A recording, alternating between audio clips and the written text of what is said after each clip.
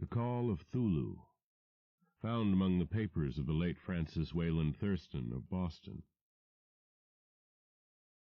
Of such great powers or beings there may be conceivably a survival of a hugely remote period when consciousness was manifested perhaps in the shapes and forms long since withdrawn before the tide of advancing humanity, forms of which poetry and legend alone have caught a flying memory and called them gods, monsters, mythical beings of all sorts and kinds. Algernon Blackwood. 1. The Horror in Clay. The most merciful thing in the world, I think, is the inability of the human mind to correlate all its contents. We live on a placid island of ignorance in the midst of black seas of infinity, and it was not meant that we should voyage far. The sciences, each straining in its own direction, have hitherto harmed us little, but some day the piecing together of dissociated knowledge will open up such terrifying vistas of reality and of our frightful position therein that we shall either go mad from the revelation or flee from the deadly light into the peace and safety of a new dark age. Theosophists have guessed at the awesome grandeur of the cosmic cycle wherein our world and human race form transient incidents. They have hinted at strange survivals in terms which would freeze the blood if not masked by a bland optimism. But it is not from them that there came the single glimpse of forbidden eons which chills me when I think of it and maddens me when I dream of it. That glimpse, like all dread glimpses of truth, flashed out from an accidental piecing together of separated things, in this case an old newspaper item and the notes of a dead professor. I hope that no one else will accomplish this piecing out. Certainly, if I live, I shall never knowingly supply a link in so hideous a chain. I think that the professor, too, intended to keep silent regarding the part he knew, and that he would have destroyed his notes had not sudden death seized him. My knowledge of the thing began in the winter of 1926-27 with the death of my granduncle, George Gamble Angel, Professor Emeritus of Semitic Languages in Brown University, Providence, Rhode Island. Professor Angel was widely known as an authority on ancient inscriptions and had frequently been resorted to by the heads of prominent museums, so that his passing at the age of 92 may be recalled by many. Locally, interest was intensified by the obscurity of the cause of death. The professor had been stricken whilst returning from the Newport boat, falling suddenly, as witnesses said, after having been jostled by a nautical-looking Negro who had come from one of the queer dark courts on the precipitous hillside which formed a shortcut from the waterfront to the deceased's home in Williams Street. Physicians were unable to find any visible disorder, but concluded, after perplexed debate, that some obscure lesion of the heart, induced by the brisk ascent of so steep a hill by so elderly a man, was responsible for the end. At the time I saw no reason to dissent from this dictum, but latterly I am inclined to wonder, and more than wonder. As my granduncle's heir and executor, for he died a childless widower, I was expected to go over his papers with some thoroughness, and for that purpose moved his entire set of files and boxes to my quarters in Boston. Much of the material which I correlated will be later published by the American Archaeological Society, but there was one box which I found exceedingly puzzling, and which I felt much averse from showing to other eyes. It had been locked, and I did not find the key till it occurred to me to examine the personal ring which the professor carried always in his pocket. Then indeed I succeeded in opening it, but when I did so seemed only to be confronted by a greater and more closely locked barrier. For what could be the meaning of the queer clay bas-relief and the disjointed jottings, ramblings, and cuttings which I found? Had my uncle in his latter years become credulous of the most superficial impostures? I resolved to search out the eccentric sculptor responsible for this apparent disturbance of an old man's peace of mind. The bas-relief was a rough rectangle less than an inch thick and about 5 by 6 inches in area, obviously of modern origin. Its designs, however, were far from modern in atmosphere and suggestion, for although the vagaries of cubism and futurism are many and wild, they do not often reproduce that cryptic regularity which lurks in prehistoric writing. And writing of some kind the bulk of these designs seemed certainly to be, though my memory, despite much familiarity with the papers and collections of my uncle, failed in any way to identify this particular species, or even to hint at its remotest affiliations. Above these apparent hieroglyphics was a figure of evidently pictorial intent, though its impressionistic execution forbade a very clear idea of its nature. It seemed to be a sort of monster, or symbol representing a monster, of a form which only a diseased fancy could conceive. If I say that my somewhat extravagant imagination yielded simultaneous pictures of an octopus, a dragon, and a human caricature, I shall not be unfaithful to the spirit of the thing. A pulpy, tentacled head surmounted a grotesque and scaly body with rudimentary wings, but it was the general outline of the whole which made it most shockingly frightful. Behind the figure was a vague suggestion of a cyclopean architectural background. The writing accompanying this oddity was, aside from a stack of press cuttings, in Professor Angel's most recent hand, and made no pretense to literary style.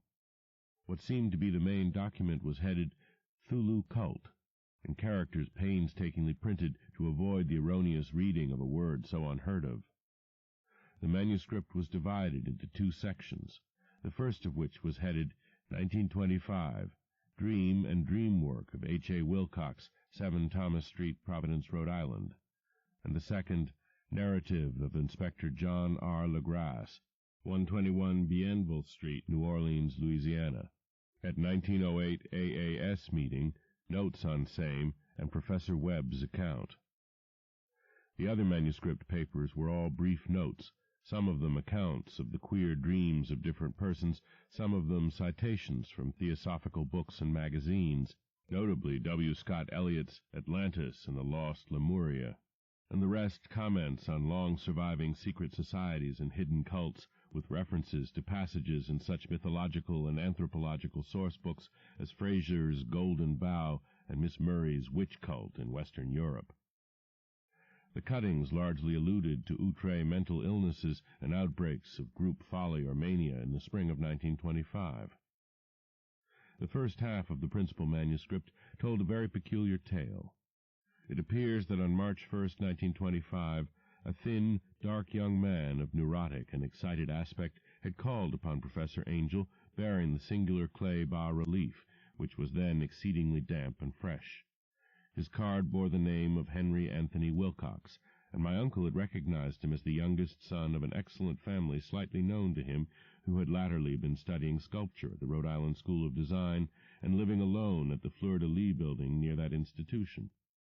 Wilcox was a precocious youth of known genius, but great eccentricity, and had from childhood excited attention through the strange stories and odd dreams he was in the habit of relating. He called himself psychically hypersensitive, but the staid folk of the ancient commercial city dismissed him as merely queer.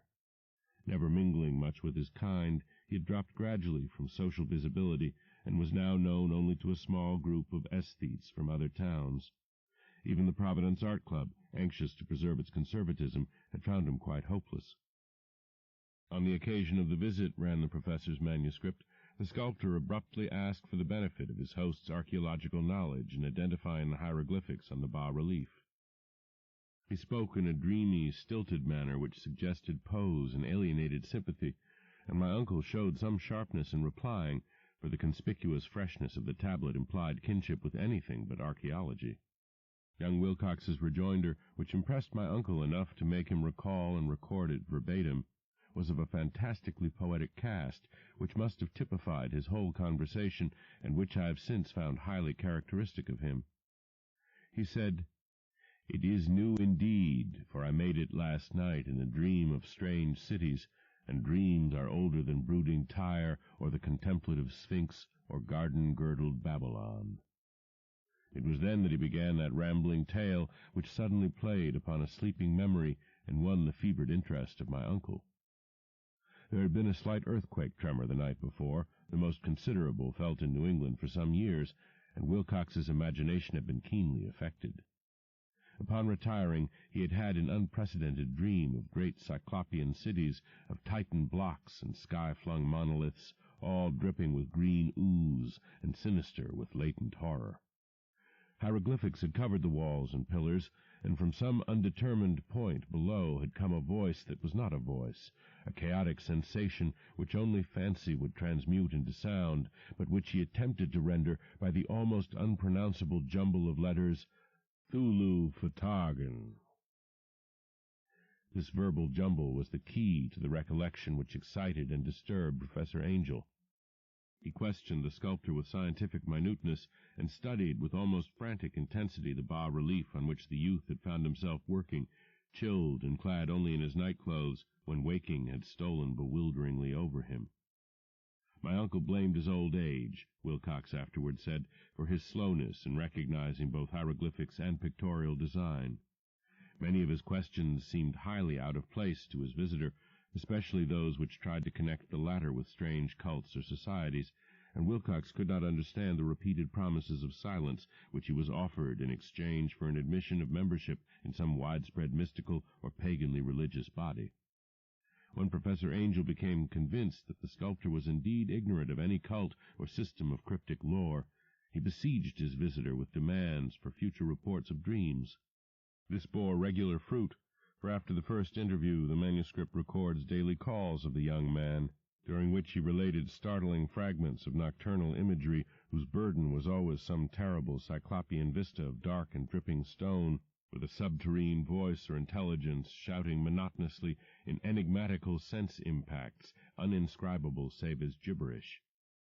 The two sounds most frequently repeated are those rendered by the letters Cthulhu and Rilye.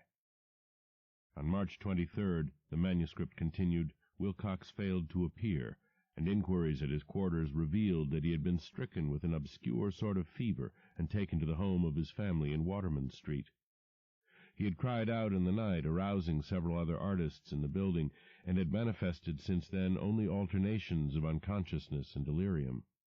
My uncle had once telephoned the family, and from that time forward kept close watch of the case, calling often at the Thayer Street office of Dr. Toby, whom he learned to be in charge.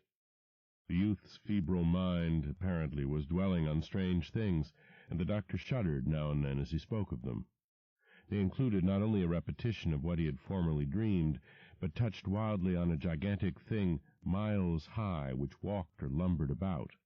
He at no time fully described this object, but occasional frantic words, as repeated by Dr. Toby, convinced the professor that it must be identical with the nameless monstrosity he had sought to depict in his dream sculpture.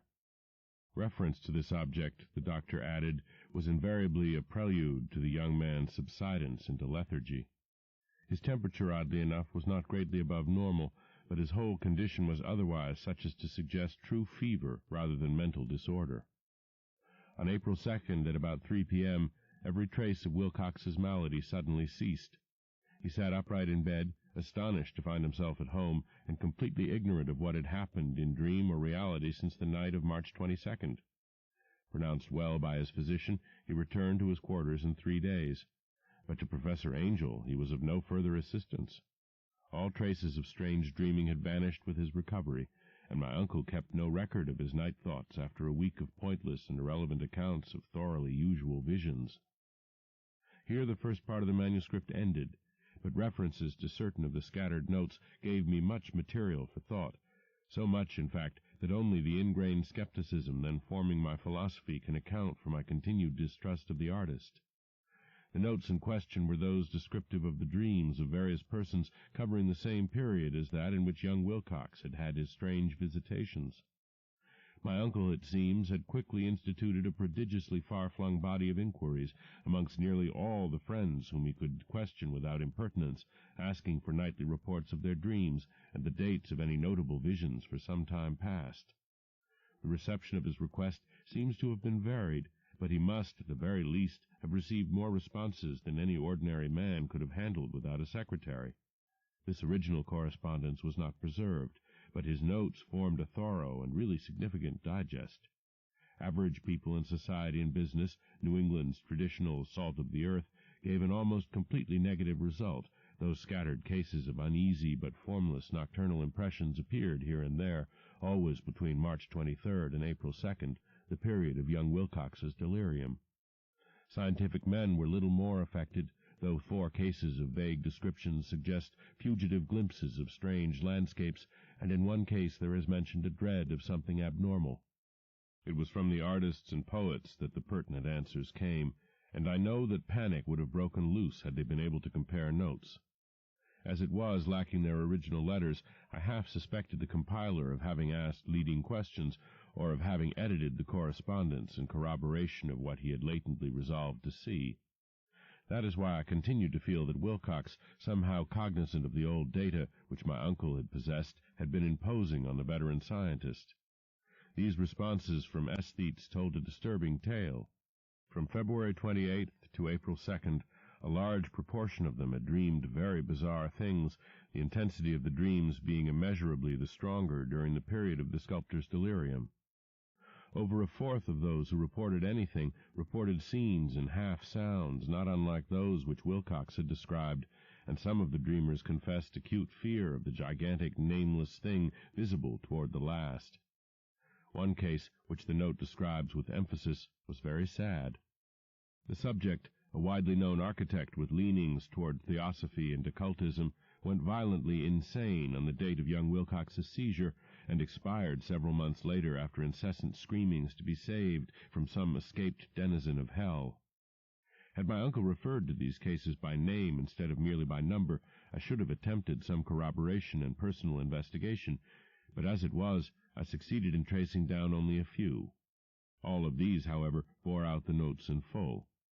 I have often wondered if all the objects of the professor's questioning felt as puzzled as did this fraction. It is well that no explanation shall ever reach them. The press cuttings, as I have intimated, touched on cases of panic, mania, and eccentricity during the given period. Professor Angel must have employed a cutting bureau, for the number of extracts was tremendous, and the sources scattered throughout the globe. Here was a nocturnal suicide in London, where a lone sleeper had leaped from a window after a shocking cry. Here, likewise, a rambling letter to the editor of a paper in South America, where a fanatic deduces a dire future from visions he has seen. A dispatch from California describes a theosophist colony as donning white robes en masse for some glorious fulfillment which never arrives, whilst items from India speak guardedly of serious native unrest toward the end of March. Voodoo orgies multiply in Haiti, and African outposts report ominous mutterings. American officers in the Philippines find certain tribes bothersome about this time, and New York policemen are mobbed by hysterical Levantines on the night of March 22nd to 23rd. The west of Ireland, too, is full of wild rumor and legendary, and a fantastic painter named Ardois Bonneau hangs a blasphemous dream landscape in the Paris Spring Salon of 1926. And so numerous are the recorded troubles in insane asylums that only a miracle can have stopped the medical fraternity from noting strange parallelisms and drawing mystified conclusions. A weird bunch of cuttings, all told, and I can at this date scarcely envisage the callous rationalism with which I set them aside. But I was then convinced that young Wilcox had known of the older matters mentioned by the professor.